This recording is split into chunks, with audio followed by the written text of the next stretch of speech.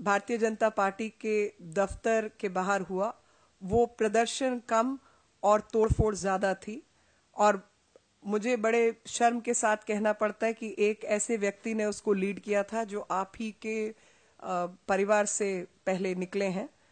और दीवार फांद के दूसरे के घर में घुस जाना, मुझे नहीं लगता कि कोई जर्नलिस्ट इस तरीके की हरकतें करते हैं।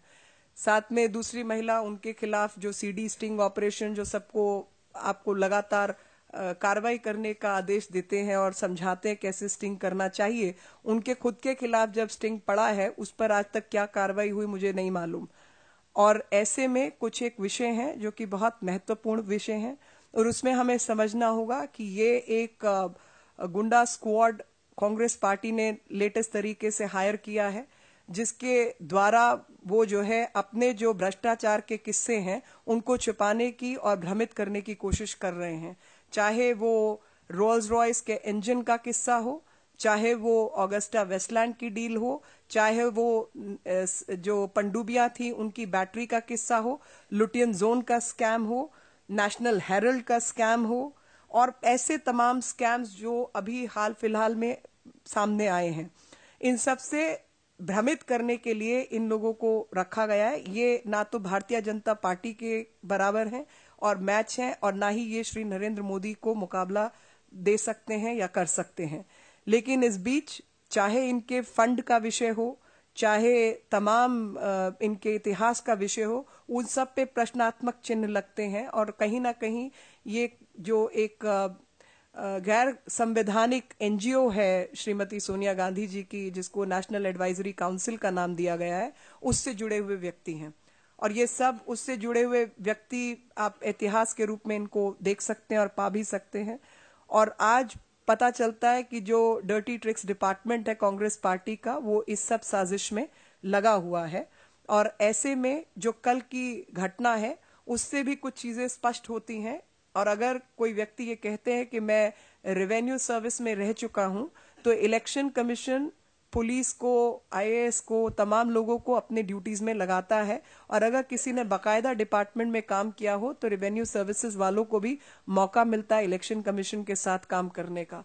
इन्होंने अगर फोर्ड फाउंडेशन और इन तमाम चीजों का और जो पर्क्स मिलते हैं उनका फायदा नहीं उठाया होता, तो इनको बेहतरीन तौर पे पता होता कि इलेक्शन कमीशन की कार्यप्रणाली क्या है और किस तरीके से काम किया जाता है। और उस कार्यप्रणाली में जब चुनाव घोषित हो जाते हैं तो चुनाव की घोषणा के तुरंत बाद जो प्रशासन है वो तमाम प्रशासन चुनाव अधिकारी के हाथ में चला जाता है। और कहीं पर भी अगर आप एक जत्था लेकर या घूमते हैं, रैलीज करते हैं, लोगों से मिलते हैं या कुछ है, तो उस इलाके के आपको आरओ को इन्फॉर्म करना होता है और उनकी परमिशन की भी आवश्यकता होती है।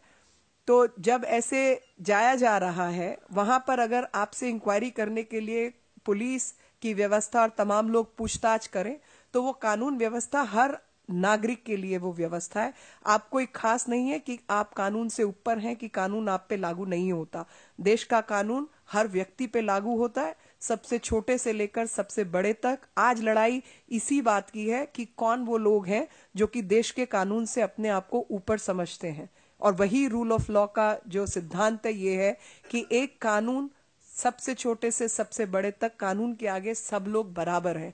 तो ये इतने खास हो गए कि कानून का महत्व नहीं समझेंगे, ये इतने खास हो गए कि ये उस कानून के दायरे में नहीं आएंगे, ये इतने खास हो गए कि ये कानून का उल्लंघन करेंगे। और उल्लंघन करने के बाद कोई इनसे पूछताछ भी नहीं करेगा कि आपने उल्लंघन क्या किया। दो विषय समझ आते हैं कि या तो इन्हें कानून की वाकई जानकारी नहीं थी, और जो समय ये कहते कि ये रेवेन्यू सर्विस में काम करते थे, सिवाय इन्होंने अपने निजी स्वार्थ को बढ़ाने के अलावा वो समय कार्य नहीं किया। या दूसरा ये कि इस समय का जानबूझकर दुरुपयोग किया और इसको उचित मौका समझकर इसकी मीडिया कवरेज के तहत इसको खबर बनाई जाए, ऐसे जानबूझ के किया गया। दोनों में से कोई एक पक्षी तथ्य होगा। और साथ ही सब लोगों को एक प्लान तरीके से एसएमएस डाला जाता है। और उसी सिलसिले में जो विषय आज देश के सामने है वो पनडुब्बी दुर्घटना से लेके अगस्ता वेस्टलैंड और जो लोग जिनके नाम सामने आए, रोल्स रॉयस का इंजन जो हवाई जहाज के खरीदारी में हुआ उसमें बेईमानी हुई, और लुटियन स्कैम के नाम से जो जमीन गई वो एक और बड़ा जो है स्कैम घोटाला निकला है। ऐसे ही नेशनल हेरल्ड का घोटाला निकला है। अब पता नहीं और कौन कौन से घोटाले आसपास घूम रहे हैं जिसकी जानकारी हमें नहीं है, मगर उन लोगों को जरूर मालूम होगा कि कहाँ कहाँ क्या क्या घोटाले किए हैं।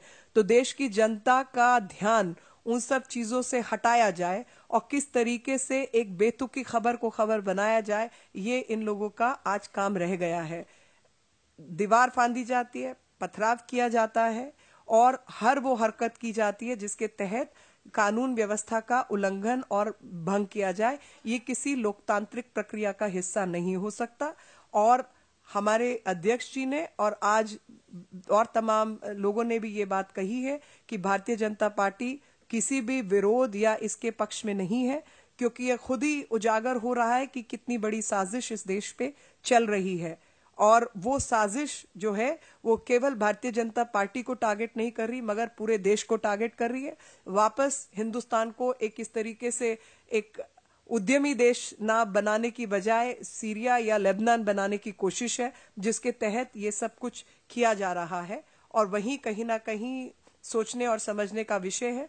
और ये कल की जो प्रक्रिया है उससे स्पष्ट हो जाता है कि किस तरीके से काम किया गया। कल इनके एक पूर्व जो कोर मेंबर थे, सदस्य थे, जिनका नाम श्री अश्विनी उपाध्याय है, वो इनकी कानूनी जो इनकी संस्था जो इनकी कमेटी है उसमें भी वो अध्यक्षता करते रहे हैं। उन्होंने कल एक प्रेस कॉन्फ्रेंस की और बताया कि सीआईए से बहुत गहरे संबंध हैं इस पार्टी के, और उसको लेकर प्रेस कॉन्फ्रेंस की।